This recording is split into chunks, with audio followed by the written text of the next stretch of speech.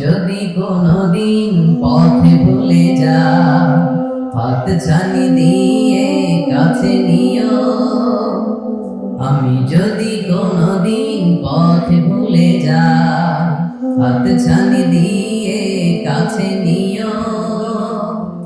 মমতার বন্ধনে আমায় বেঁধে সব ভুল ক্ষমা করে দিও। আমি যদি কোনদিন পথে ভুলে যাই, হাত ছানি দিয়ে কাছে নিও। মমতার বন্ধনে আমায় বেঁধে সব ভুল ক্ষমা করে দিও। আমিন।